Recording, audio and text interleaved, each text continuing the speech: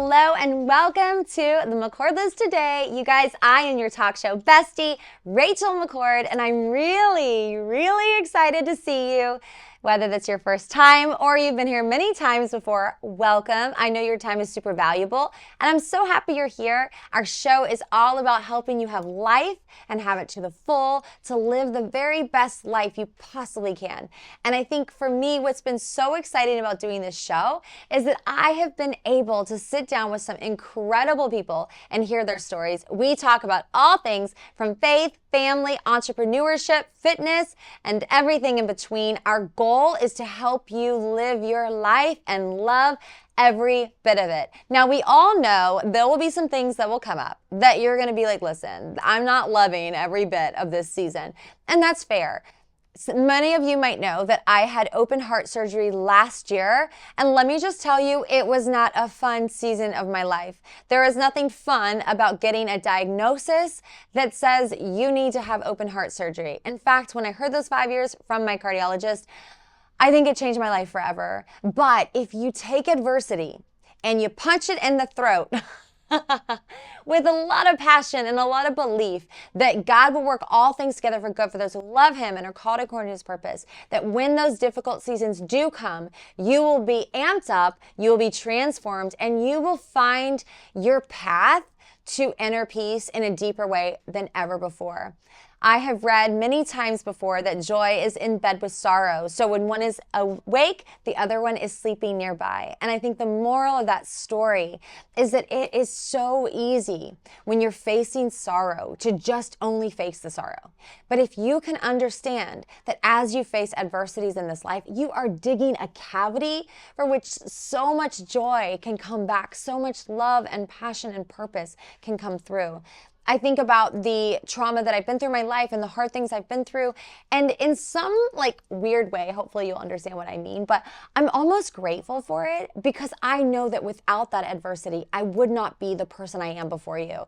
And I think that sometimes in life, when you go through a hard season, it's almost like you need to re-break those bones. You need to come to a new level of clarity.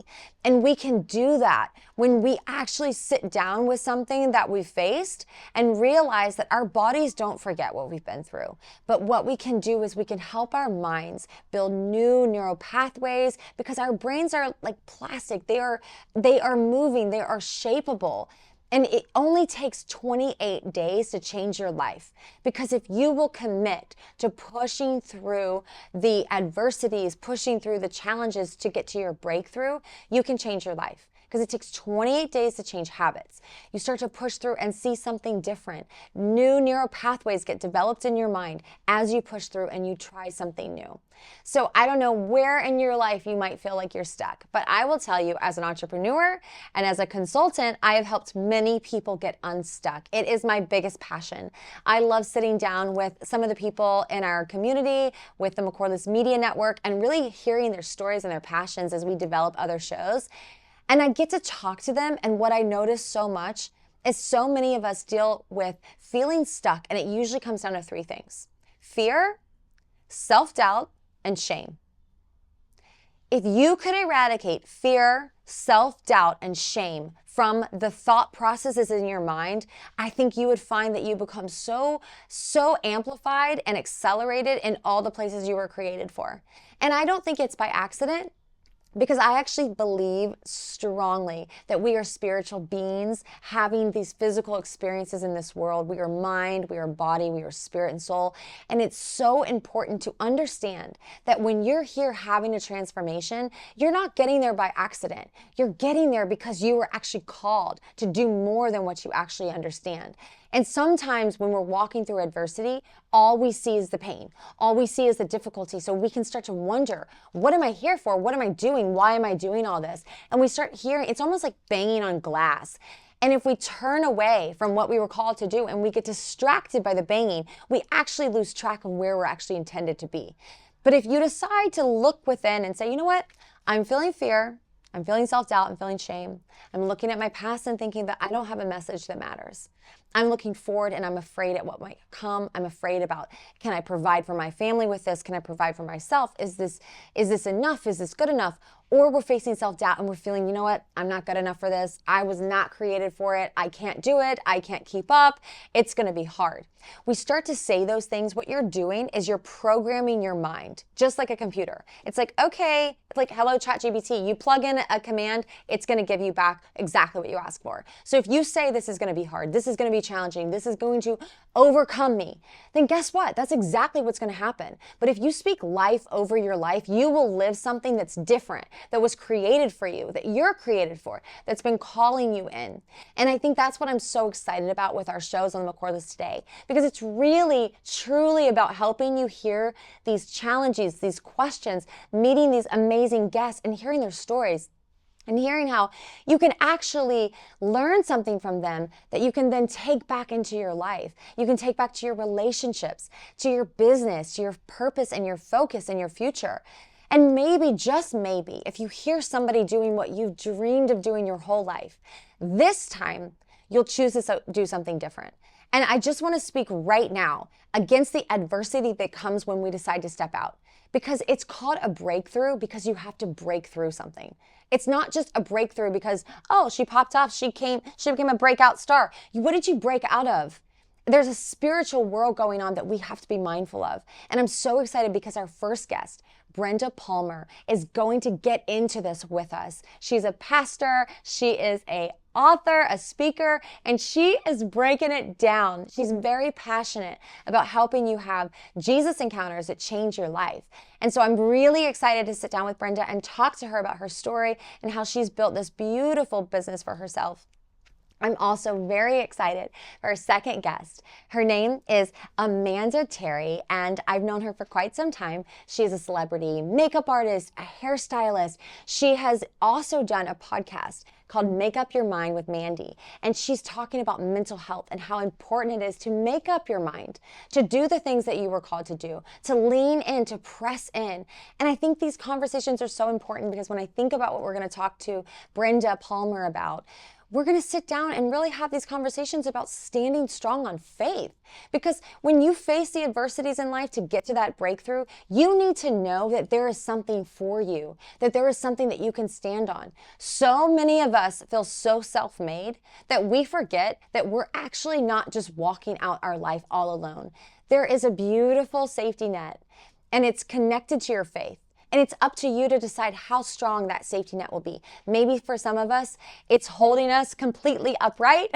Maybe for some of us, we don't even know it's there, so we need to fall all the way to absolute rock bottom to get to that point where we actually start to see the beautiful miracles, the many miracles along the course of your life that call into that big miracle that you're going to experience. I know because I've seen them in my own life, and it is not by accident that you're here. Because I think some of you on the other side of this are looking at your life right now and you're ready to give up.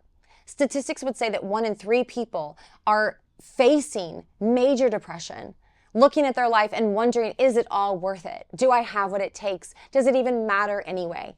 And I am here as someone who's struggled with that, who's overcome depression and ideations, and who has been able to push those clouds fully out of my life, standing strong on my faith. I'm here to say to you that absolutely it matters. Absolutely, you can live the life that you were created for, that you do not have to be stuck where you've been all this time, because you matter greatly. And whether you have faith in God, the universe, or something in between, I want you to know that I'm here for you. You can connect with me even on social media. And let's talk about what you're facing in your life. This is not a conversation that's one-sided. This is a community. The McCord List today is all about helping you face the things in your life today that have been calling for you. And I think that starts by standing strong on faith. For understanding that we have to respect and honor our mental health. We have to be mindful of it. And our third guest, Jessica Rich, is coming through. She is an incredible entrepreneur, self-made, who's pushed herself up from her bootstraps, getting her collection worn by Kim Kardashian, Cardi B, J-Lo, you name it. This woman has really worked so hard. And I think her story is an inspiration to all of us, that we can make those dreams come true. We can do those things we've always hoped for. But I think the battle begins in your mind. And if we don't decide today that we are going to say goodbye to the past and say hello to the future, and a choice that we're going to think differently, starting now in the gift of the present, to be a little bit more aware. If we feel adversity, we feel something pushing us back, let's breathe into that. Let's press into that and let's listen, because on the other side of that darkness is the brightest dawn you've ever seen. I'm so happy you're here. Don't go anywhere, you guys. Our first guest, Brenda Palmer, will be coming up next on the McCord List today. I'm Rachel McCord, and I'm thrilled that you're here. Welcome back to the McCord List today, y'all. I'm Rachel McCord, and I'm really excited because today we are talking about your journey of yes. Brenda Palmer is here. Hi, Rachel. I'm so excited to be here. I'm so happy. Girl, you are an author, preacher, speaker. You are doing all the things. All the things. And fresh off the press, your book is here. How does it feel? It feels real. I think at first it was like, okay, this is something that's happening. The time flew and I'm like holding it. I cried because I'm like, okay, this is really a thing that I didn't dream of. So it's interesting to like see how life unfolds. Yeah. So you've already got to cry out today. I did. I absolutely did. I love it. Oh my gosh. Well, I'm so happy you're here. I'm so happy to talk more about the journey of yes. What does that mean to you? I would say the journey of yes is an invitation to do life with God. We never know where our life is going to go, but we know the person we're following. And so I feel like for me, the journey of yes is just taking a risk with a God I love and trust. I have no idea where it's going to lead. And I would love to say it ends, but it's a consistent journey, a continuous one, I think, that will live out through the end of our life. That's so beautiful. I couldn't agree more. I think it's really listening to the Spirit and being able to move where you feel like He's pressing you to go. Yep. And sometimes it's weird and crazy and you're like, are you sure this is you? Mm-hmm. Isn't that funny? You never doubt it when it's like, yeah, like go do that show. But you doubt it when it's like, go walk up to that lady and pray for her. It's like, are you sure? Mm-hmm. Like, okay, true story. I'll tell you a really funny story. It just popped in my head. This is so funny. So I was going to visit my girlfriend at Newport Beach. She's had like 29 heart procedures, okay? Wow. She's like one of my best friends. And I was so excited because she was visiting in Newport. So I went with my family. We stopped at Del Taco. Don't judge us. But I was like, we were starving. It's always the 5-year-old wanted the taco. I wanted the taco, if I'm being honest. But what was really funny was that we ended up going over to, there was like a Trader Joe's there. So I was like, oh, let me get some flowers for my friend. But I go in to order and the lady at the register was being super rude to me, okay? Then I'm like, hey, where's the restroom? She's like, it's for customers only, like real snarky. And I was like, okay, well, I'm about to order a crunchy taco. But right now, I just want to run to the restroom and then go get my flowers. I'm like, my husband's parking. It's a journey getting the family inside. So anyway, I was like real, like, ugh, I was like mad kind of, right? Anyway, I go get my flowers for my friend. I go sit down and guess what I feel in my spirit? Conviction. Yes, I felt like God told me to give her the flowers. Come on. I'm at Del Taco, Lord. This is bad timing. This is embarrassing. This is not the move. And it's just like, give her the flowers. I'm like, I'm not giving her this. This is weird. What's she going to do? There's not like there's a vase at Del Taco. Sure enough, I'm like, here you go. It was hilarious. Then I had to go back to Trader Joe's, which is inefficient for me, which is hard. But it was funny because what happened when I was walking back with my second round of flowers was something broke off of me. For sure. She was completely different. Like she was like super sweet and just shocked, of course. But I think that's the whole thing in life, right? You got to listen. You got to do the journey of yes. Yep. No, that is a journey of yes. I love that you shared that because sometimes we think it's like all these massive, deep things. It's like, no, it's the simplistic things as well. Like the journey of yes is every time you feel that unction of doing something, you step into it without doubting or wondering like, you considered all the things that we do in a journey of yes. You're like, this is inconvenient. How's she going to take it? It doesn't matter. All that matters is that I'm saying yes. That's it. And you know what really fuels me now, Brenda? It's that every time I haven't done it, I've sat with it so long. And I don't like that feeling. Like, it's like the conviction of like, and I never feel like it's like, oh, you failed, but sometimes I put that on myself. For sure. Because like one time I felt led to say Happy Mother's Day to someone. This is the very beginning of my spirit-led journey. And I just didn't do it because I was kind of shy. And then the next person I felt it again and I did it. And I felt like God was almost giving me grace and like a vision that like, sometimes I'm telling you to do something. I know you're not going to do it, but I really want you to do it to the next one. And I know when you feel that press and then you don't do it, you feel like you dropped a ball. And I think that that's kind of the journey, is like letting go of the guilt on the journey to yes when you say no, and you should have said yes. Yeah, no, but that's true. I think the no's show you the weight of the yes. When you say no, it makes you go like, okay, but next time I'm going to say yes. So God even uses our no's. He takes account for them. He knew you were going to say no when you said no. It's not a surprise to him, but now he knows like, okay, in this no, you'll learn how to say yes the next time. That's so good. Okay, so let's talk about how you got here. So I love you. You came from entertainment. You've been like in this zone Yes, absolutely. a lot. So tell me about your career before you got into what you're doing with the church. Yeah, so I went to Syracuse. I studied production. It's always been my dream to be a producer, and so I moved out to LA in 2018, and that's what I did. I freelanced as a videographer, so I did like red carpets, photo shoots, interviews. Then I did stage managing at the BET Awards, and then I started creating digital content. So I produced a show called The Same Room, where we bridge the gap with faith and culture. So anybody from like Chance the Rapper, Chrisette Michelle, Yvonne Orji, Jeannie Mai, we interviewed them for them to give them a space to talk about their faith because they don't normally do that. And so I was able to help produce that show. And then I created a show with Angela Rye for Tidal during 2020 election. We got Snoop Dogg to vote for the first time. And so like I feel like my career picked up really fast, like moving into LA. And at the height of it, I started a production company. And 6 months in, God's like, all right, so we're going to move to the Inland Empire, 2.5 hours away from LA. And I want you to serve at this church. And I'm like, God, that doesn't make sense. You move to LA to follow your dreams. Like you're crushing mine right now. And so I decided to do that, like having no idea thinking that serving the church was the assignment, but the entire time the assignment was me. And at that church, I started preaching. I started posting my clips on TikTok. They started going viral. And because of the virality, a random girl was following me and asked me if I wanted to write a book. And I'm like, no. Sure. Yes, maybe.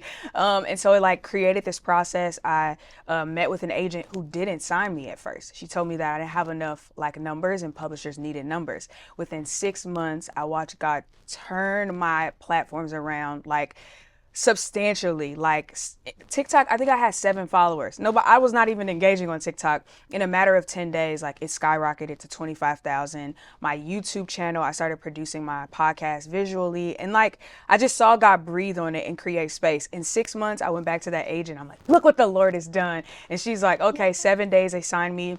Within a month, I met with all the top Christian publishers and I was able to sign a book deal by the end of the year. After quitting my job and not knowing like where life was going to go, just kind of trusting God in it and journeying through the hard days, but knowing like God wasn't going to leave me out here because he don't play about me. And he proved it. And so now I get to share not just the amazing things that happened on the other side of that yes, but the God I got to meet through it. Wow, that's so beautiful. And it sounds like to me that you've really had your own hardcore personal journey of yes. And against all odds, like you feel like you're at the top of your game. It's so funny. Like last year I was on the Jumbotrons at Times Square in New York City. And I was like, oh my gosh, I was doing this show. And then I found out I needed to have open heart surgery. Wow. So talk about like just stopping everything. And I was begging God to heal me supernaturally because I'm like, I know you can do it. Like you're the God of healing. Like this is your zone, man. And what I learned in saying yes to all the things, a lot of things I didn't want to say yes to, was that God used it in such a huge way. I'm not the same person I was before. He really made me a new creation. And I think that as you just go deeper with him, it's almost like going into deep waters. You just get deeper and deeper. And it's almost like sometimes when you come up for air and you talk to someone who is like, doesn't roll like that, it's almost like I feel like I'm like, oh wait, I got to get back into like I got to learn how to like tread water again because I've been deep. Do you feel like your journey has taught you anything that you'd like to share that you think could help somebody else along the way? Ooh, man, I think that sometimes saying yes, people won't understand it. But I love that even you said like in the journey, you feel like God made you deeper. I feel like I just know God personally. I think a lot of times we're introduced to faith through other people. So it could be through a clip or someone else's journey, but saying yes to the unknown embarks you on your own personal journey that I can stand on my own 2 feet and be like, no, God's real. Because I've been like without money, like $4, and watch God literally provide for me. I've never missed a meal. I've never been without a home. I've seen God like the one we read about in the Bible that could seem like this like unreal character. I'm like, no, he's real because he does this in my life. And so I feel like, I feel like that's the biggest thing I've I've gotten out of the journey of yes is like, I know God for real. Beyond what anybody could tell me, I'm like, you couldn't talk me out of his like reality. That's it. I feel the exact same way. In fact, when I talk to people now who are close friends of mine, my family too, who have a faith in God, but it's a different type of faith. And they'll say something like, yeah, but I'm the one stressing about money, or I'm the one, and I'm like, why are you stressing? Yeah. Like, so he feeds the sparrows. Yeah. He knows how many hairs on your head. He has cattle on 1,000 hills. But I think that what's interesting is that it seems like financially is the biggest place for a lot of us. Yep. I felt like I really struggled with that for so long because I grew up in trailer parks and trauma. And then one time I was talking to my husband and I was like, you need to stop spending so much cash, bro. Like, you're spending so much money right now. I know that money represents freedom for you. For me, it's security. And I felt so loud in my head. I felt like God was like, why? Yeah. And I was like, huh? Like, and this was the beginning of me really hearing him, but it was like clear as day, like a thunderbolt. And then like, why is that your security? And I've never been the same since he asked that question. And I've seen him show up. I was on a like third day about to like, get the sign, pay rent or quit vibes. And I walked down the Hayworth on Sunset and I just like looked up at heaven. I was like, well, this is what I was always afraid of. And I could either be afraid and be in this situation, or I could just choose to trust you. Yeah. And I was like, you know what? What do I have to lose? I'm going to trust you.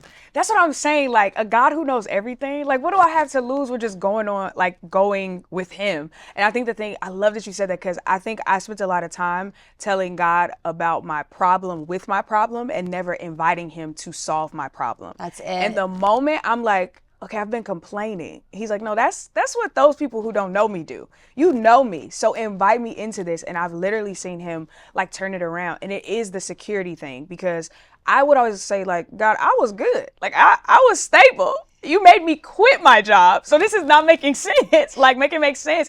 And he's like, yeah, I'll make you walk away from everything until you realize that I'm the source and everything outside of me serves me as a resource. And I'm like, okay. So now I can be solid in God's my source. So if I have to walk away from something that I feel like is my security, he's like, no, that's me. All these other things are just resources that we can switch up at any moment, but I'm the source. I'm the only consistent thing.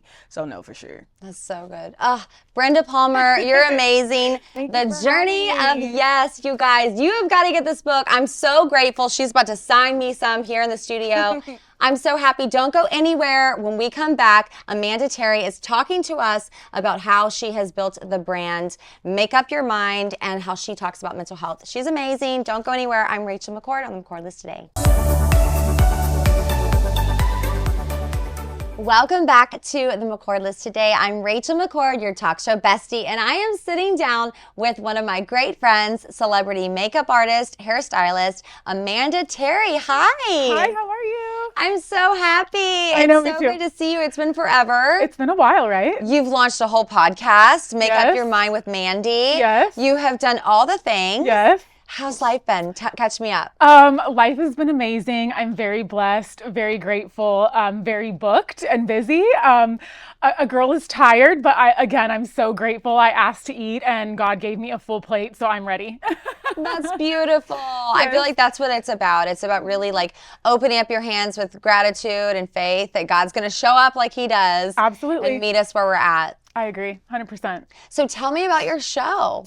So my podcast is mental health. It's called Make Up Your Mind with Mandy, and it's basically therapy for the entertainment industry, because people forget that, actors, musicians, athletes, they forget that they're actual people and they're not robotic and they're just gonna like perform. So I created this podcast for anybody that I've connected, on set, and I bring them onto my podcast and I ask them, what got them into the industry, what obstacles they've had to overcome. We get really, really deep and vulnerable, which I love. Some really heavy topics, and just how they came out of it and, how they can inspire others to do the same and keep going. That's beautiful. Yeah. What inspires you to create the show? Well, I lost my dad in 2018. He was my best friend, and that took a really big toll on me. I never really fully grieved over it, and then 2020 hit, the pandemic. And I realized, he wasn't here physically, like to protect me, but then I realized he could be everywhere. now that he's, not here on earth, he's with me everywhere. Energy never dies, it only transforms, and I feel him with me every single day. So it took a really big toll on me to realize that he just wasn't here physically, and it kind of just hit me in the face really hard. And I got really down, and it was a really, really scary place. And I was, debilitated for a couple weeks, like truly. And then I was like, okay, I need to pull myself out of this. Like, how do I get out of this? So I reached out to a therapist. I got on Zoloft, and that helped me a little bit. But that's pretty much how it came about. It really birthed during that time of something so dark. I wanted to continue to be the light. So that's it. That's So how it came about. So tell me about that moment when you were kind of like almost like, I feel like it's like those moments where it just stops you in your tracks and you can't go forward. And it's like just getting out of bed is too much. The lights are too bright. Life is too big. What was that turning point? What do you think really shifted within you that said, I need to try and do something different? Because that's a big decision. You're really at a fork in the road. Yeah, I can say I wasn't going to do anything physically to harm myself, but I can tell you, Rachel, I definitely did not want to be here anymore. Like, I truly did not want to be here. And I was just like, Amanda, like, you have so much to offer. And, I feel my dad truly living through me, honestly, 100%. And I think I'm not a quitter. I am not a quitter. I am very resilient. And that's one thing that I love about myself is my resilience and how strong I am. So again, I just feel like I was put here for a purpose. And ever since I was a little girl, I felt like I was meant to save the world. I don't know how I was going to do it, but I've always had this very big feeling inside of me. And I don't know, something was just like, get up, girl, like get up, get on the phone, ask for help. I've always been very big on just like coming to terms with reality and not being scared or embarrassed to ask for help. And I know not everybody is like that. And I think that's what really, really got me to do it, Rachel, is the fact that I was like, I have to do this for other people. Yeah. Like the ones who didn't make it or the ones that were too scared to ask for help. And I was like, I need to create an outlet to get to as many people as possible to help them. Like, I don't care if it's one person, like it doesn't matter, but it matters so much, So I really just wanted to help other people, truly help other people. Wow, that's so beautiful. And I feel like it's so important to share that message of asking for help, because I don't know where that message got conveyed to us in culture that says that it's weakness to ask for help. It's weakness to feel your emotions. I think the truth is that it takes so much strength to be real and raw. And I remember seasons of my life. In fact, I used to live up in Beverly Hills on Ferrari Drive, up in the canyons, but every day driving my Mini Cooper, I would have to resist the urge to drive my car off because I was so painfully depressed and I couldn't even shake it. It was literally like every day I was just breathing, and I got 3 jobs and I filled my whole schedule. I left a guy with $93 to my name. He had been drugging me and emptying my bank accounts that I've been saving since I was 13 years old and charging up all my credit cards. And it was like so devastating for me because I loved this human so much. And then walking away from that relationship, I felt so empty. But it was like that season of my life that I think shifted something within me, where it's almost like I started to be a bit of a hero in my own story. And I started to realize that if I was going to make it, I had to fight because I didn't want to. And I didn't understand. Like, I was kind of, I guess, like intimidated by this storm. It's big sometimes when you realize that something that you're facing feels like it's beyond you. And I remember like talking to someone who had faced depression before, and he said, I know the feeling, but you're going to get through this tunnel. And I was like, I feel like it's just a big effing tunnel. I don't feel like there's no another side on the other side. I feel like it's just consuming a tunnel. You. Yeah. And so I think that there was a season for me where it was like, okay, this can be something different, but it's going to take everything I have. And I don't have a lot. And I think that's for me where you start to see an invitation for faith. And I think a lot of people find their faith when they hit rock bottom. 100%. And I agree with you in what you said, like being vulnerable is truly, I believe it's a strength and it takes a lot of courage. I feel like society has put so much pressure especially on men, like I really want to tap into this, that like men have to be stoic and so hard, and they can't cry, or they can't talk about their feelings. And to me, that's complete BS, because they're still human and people still have feelings. And I just want all the men out there to know that it is okay to talk about your feelings. It is okay to ask for help. You don't have to be strong all the time, because to be quite honest, that's not realistic. It's not realistic. There's duality in everything. You have to have, bad with the good, light with the dark, up with the down, right with the left. Otherwise, you wouldn't know any other thing. And it's duality is what truly makes the world go round. And that yin and yang effect is something that I live by every single day. And I want everybody to know, like, it's okay to be vulnerable. Please ask for help, because we want you to be here. Trust me, it's worth it. Like, it's worth it to stay in that darkness, because again, without darkness, you wouldn't know light, and there will be light again. You just have to fight, like you said. And I just love what you said. I agree with every part of it. Thank you.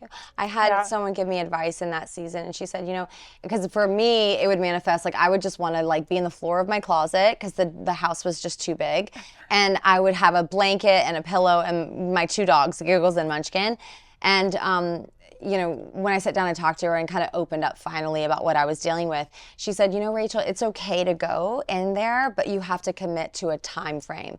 Like, just say, I'm going to go in here and I'm going to feel it. Like you said, like, let the darkness sit for a second, but then set a timer and come out in an hour, come out in 2 hours, take a shower, put your makeup on, take a walk, journal, like feel the breeze, ground, put your feet in the sand. I think for me as a boy mom, I've actually understood now how sensitive men are. Like I was not introduced to a lot of kind men in the early years of my life. And so Relate. yeah. And so I think it does make you think that guys are just like this stoic, this aggressive, whatever you've experienced. But it's very interesting seeing a little baby human come to you as this perfect being from the beginning and seeing how sensitive he is. It changes everything. I agree 100%. It's just we just forget that, like, we're all human. Like we're not robots. And like you said, like putting a time limit on it, it's very important. And let's be real, it's hard it's hard being an adult, and we have to parent ourselves. We do.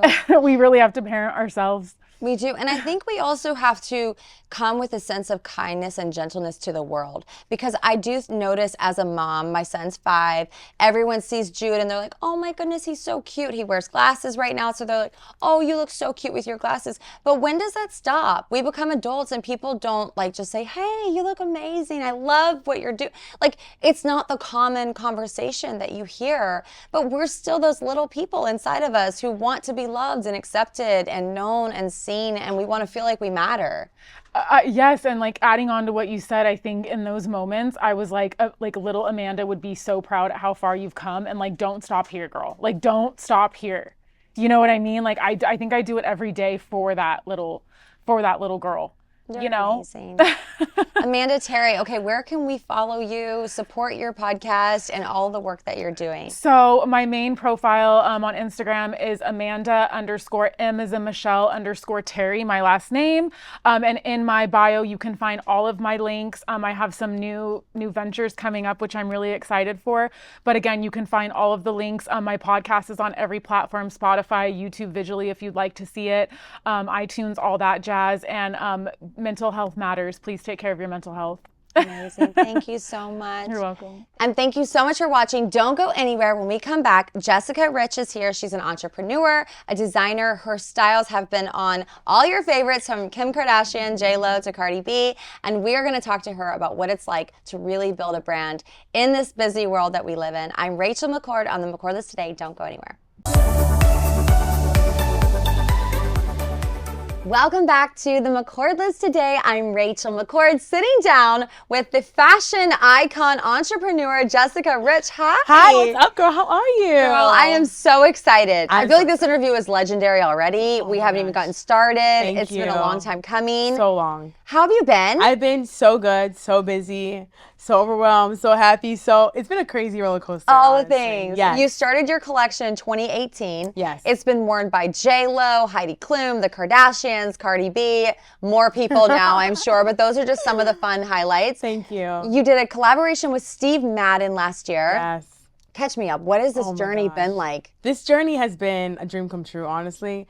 I never in a million years would ever have thought that I got this far. Like, it's nothing that I ever could ever imagine. Even days that I have things, like even today we had like a pull for like Julia Fox, and she's like, Jess, we have a good pull list today. I'm like, who's on it? All this. I'm like, my life is this, it's a blessing, you know, but I worked really hard for these moments. Like, these moments are blood, sweat, tears, you know, not knowing if it was going to make it this far, no investors, self-made, self-funded, like in and out of staff members, in and out of teams. Like, it's been crazy, but you know, I'm still here and I'm loving it and I love the journey and I wouldn't trade it for the world, to be honest. That's incredible. Thank I think you. to get to be where you are, you have to have this level of attention to detail, Yes. be meticulous at it, but then also able to see the vision and where you're going. What have you learned along the way about how to balance the two and navigate it when you're hiring people and With like balancing the business. yeah. You know, you can only, like, you know, I like to work off referrals if possible, but sometimes I've hired off of Instagram, I've hired off of like LinkedIn or whatever. And I always give someone a chance, you know. Even my girl today with me, Jess, she's amazing. Her name is Jessica, so if it's not me, it's always her.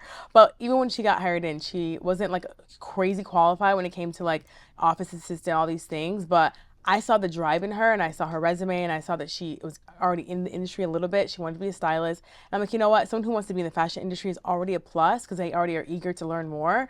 And her personality was great and I loved her, you know, so I hired her right away. That's incredible. Yeah. Have there been some hurdles being a bootstrap founder and really just self-investing and growing? Yes. Some of those learning pains that you can share? Yes, I'll never forget getting my first big, well, I got a couple, my first big Nordstrom's purchase order, I just talked about the other day on my Instagram, was like $250,000. And when the PO came through and I was like, wait, so I have to spend $125,000 to make this order, but I only had like $100,000 in my account. So I was like, I'm still short. And if I even spend all the money, I won't have anything left, you know? So I didn't even know about factoring until like year 5. So like I was still just like figuring it out. I asked Nordstrom for a deposit. They gave it to me. But from that moment, I was like, what was I gonna do? I couldn't get like a credit limit that high. My credit wasn't like terrible, wasn't amazing. You literally have to navigate every day trying to figure out how to make things work. And I literally have just been able to learn and research. I love Google. I love ChatGPT now, but it's my best friend. But you know, back then I was like, oh my God, what am I gonna do? So you use that money to fund the next PO and you keep going, and you have to learn to save, put away. You have to learn to really run a company, you know? So I just figured it all out. That's incredible. So still to this day, no investors. Still no. I'm looking for investors. You Now are, I'm expanding in a way bigger way, but you know, it's something that has to come when it's meant to be. And I think people say, you know, so many people, why haven't you tried? I'm like, something I haven't tried. It's just like a conversation that's a little uncomfortable sometimes. You don't know what to say, like, because they see my success. They're like, why do you even need an investor? I'm like, well, because we want to do massive parties for $1 million, and I don't want to pay for it. Like, there's other things you want to spend marketing money on. You want to do other things that you like try with, that you don't want to spend your money for, that you think are going to work, but you want to just have an investor for those moments, you know? It is interesting. I feel like the stakes just increase as you're an entrepreneur because it's like in the beginning, you're grinding and you're betting on yourself, but it's $3,000. You're Yes. betting on yourself and it's $10,000. Yes. Like, but then you get through that and then it's 100. But then at a certain point, you're like, okay, now it's millions. Yeah. But it's interesting because you still have the same abilities and eye for fashion and you know what you're doing. You have the same relationships. But it's like something about the numbers that kind of trips you up a little bit. Because I come from zero, you know, like people like, you're so humble. I'm like, because this is all a plus. Like, I didn't think I'd have the life that I have today. Like, I knew I'd be something, and I was destined for, like, you know, I remember I did reality TV and I actually wanted to do what you're doing. I wanted to be a host. Like, I literally wanted to be Joan Rivers on Fashion Police and talk crap about people's outfits and give people advice because I love fashion. I got best dressed in high school. And I was like, why can't I get an on-camera gig that's consistent? Like, I did, like, you know, Access Hollywood sometimes. I'd be on, you know, KTLA, but I couldn't book a gig. But it wasn't meant for me to do that. So when I got my first E! News interview as a fashion designer, I was, like, sitting there with, like, you know, Morgan Stewart, and she's interviewing me. I'm like, yo, I'm sitting with Morgan Stewart right now on Fashion Police. And I'm like, this is crazy how the world works. But it's about me, you know? So like, God just wanted a different destiny for me. What a blessing. Yeah. Okay, so let's talk about that for a second. So you did reality television. Can you talk about that season? It was a dating show, which I thought the guys were single. It's called Real Enchant. Like, it was called, God, what was it called? Real Chance of Love.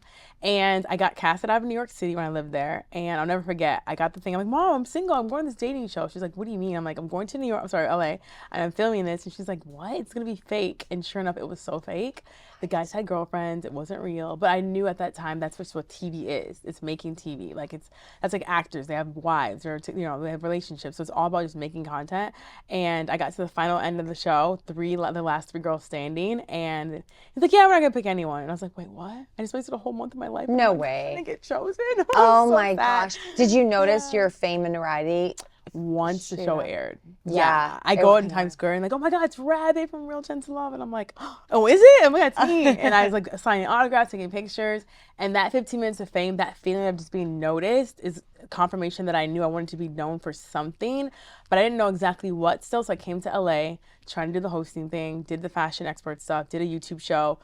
I crashed carpets. I crashed carpets to get interviews from anyone I could possibly get interviews. I didn't care. I love you. I have crashed some carpets. Yeah. In fact, at the Emmys, Yeah. I was invited just as a guest not to walk the carpet because they're like real aggressive Yeah. about getting on that carpet. Yeah. So I entered and then I walked upstream all the way up at the Emmys, Yeah. got through, and Yeah. then found my way into one of the little like secret areas, I guess, where like all the Yeah. nominees were at. Right. I got best dressed Emmy's dress from Marie Claire, Glamour magazine. What? I wasn't even supposed to do it. It's See? the funniest thing. Like I respect the have game. to. You gotta You play the have fame to. game. No, there's no such thing as rules. Like people like follow. I'm like, I don't really follow rules. I will, but if I need to make my Yeah, way. sometimes you gotta swim upstream. You You gotta do. get it done. You do. Why shoes? Why was that the thing that you chose? So I actually got in shoes after I started my company. I started doing clothing at first. So it Okay. was clothing, but I was also doing PR and marketing for other brands. So I took this 15 minutes of fame. I turned it into like, okay, I'll start getting like invited to get like clothes for free at different showrooms. And then I noticed I'd go to these showrooms and like, Jessica, you know this person and that person. And I'm like, well, yeah, I'm famous and I have friends, So they're like, well, can you put them on your friends? I'm like, okay. But I'm like, wait, this is a business move. I'm just going to charge them a retainer per month. And this is going to be PR, So I have my own PR company. And that's kind of what happened. And then I just started building brands. And then after a year or so, I get them all these celebrities and stuff. And they were like, yeah, we don't need PR anymore. And I'm like, what do you mean you don't need PR anymore? Like, didn't you just see yourself on Khloe Kardashian yesterday? Like, what do you No, we don't need it. I'm like, oh, PR is like works that. so well. It works, but then you don't need it all the time. So then my contract ended and my boyfriend at the time was like, Jess, you should do this for yourself. And I was like, you're right. I have the contacts. But I never wanted to be a fashion brand owner. I wanted to be a famous person, So I went downtown. I got like literally $1,000 of just dresses, like cute little stuff for like $20, $30. And I flipped it, made my retail price on it, put it on my website, launched Jessica Rich Collection, clothing. I did that for a full year. I started putting it on celebrities. And then fast forward another year later, Fashion Nova comes out. Fast fashion was at its highest. No one ever seen it like this before. And my sales were going down, down, down. My stuff was like over $150 and I had to lower my prices and I did that. And after that, my friend was like, Jessica, you should pivot. And I'm like, what do you mean? What am I gonna sell? You should do shoes. And I said, I don't know how to design shoes. Like I know like what's cool, but like my girls who are wearing my products and stuff are wearing Tom Ford, Louboutin, the big brands. Like I can't compete with that. So after 6 months, I kind of thought about the idea and I looked down and I had so many So Kate, like So Pumps, like Louboutin shoes, but I had like 8 of them in my wallet, my room. And I'm like, why do I love this shoe so much? And I told Christian Louboutin to his face about this. So I was like, I copied your shoe, but I made it clear. And he's like, genius, oh my God, amazing. But it was the shape that I love so much. And I made that and the rest was history, This is incredible. Thank you. What do you wish you could say to your younger self? I would say, oh my gosh, I wish I would have learned how to swim in high school because I still can't. I literally That's amazing. gave myself a doctor's note and said I wanted to get out of it. But no, I wanted to learn how to swim when I was a kid, so I didn't do that. But no, I think just like, going to see family a little bit more when I was doing all this 10 years ago, I wish I would have like went home a lot more often because my family's a lot older now and like my grandma's had 2 strokes and like I miss like key moments with life, but it was hard when you're trying to like make something happen, you know LA, you have to be here, and if you're not here, especially back in 2010, 11, 12, like when you first get here, you have to like zone in. So I think that's one of the top 2 things. And then travel more. So I haven't even been to Paris or London or anywhere. I've been in LA, just like working like a crazy person. It's so interesting, such a successful entrepreneur, and the things that you look back, you're just like, it's all about the connection with your family and travel and the world. The simple stuff. Yeah. Because you look back, you're like, okay, well, you can't take any of this to the grave. You can't, you know, how many times you're gonna wake up and chase a dream instead of chasing just other things, you know? So I'm trying to learn balance, and I think I've gotten a lot better at it this year. Like I definitely take a lot more me time. I'm home a lot more now, but I'm also out too. But I think it's more down and versus just up, you know? I'm like running around crazy. Wow. Yeah. You're amazing. Thank Jessica, you thank you for so coming much. in. Thank Thanks you for for having doing me. this. This is I'm amazing. so proud of you. Seriously, you're killing it. Thank Congrats. Don't give up ever. And please bring me back. I will definitely. I'm like, I want to give you your own show. Oh, we have a gift for you. Jess, can you bring me the What? gift that I got for you? Yeah. Oh my gosh. Brought you a little something. Little surprise? something, you know? You are so cute. Thank you Of so much. course. Yes. Oh my goodness. What? And if you don't. I mean, I'm sorry. Wait, let me get it. There it is. Oh my gosh, she's so pretty. Thank you. The box itself. Thank oh my you gosh, so I feel like it's much. Christmas, my birthday. Christmas Oh my gosh, and I got a love note. Yes. Always. You are so sweet. Look at this, girl. I love you. Oh my Thank gosh, I gotta see the shoe. Oh, stop it. You're wearing red for this, aren't you? Burgundy box. Oh my gosh, what? Hopefully you This love. is amazing. Yay. Thank you so Anytime, much. This of was course. amazing. Thank No you for problem, doing the babe. show. Anytime. Thank you guys for tuning in. This has been our fabulous episode. I loved it from the top to the bottom. Thank you so much for tuning in. I'm Rachel McCord on the McCord List today. We'll see you next time.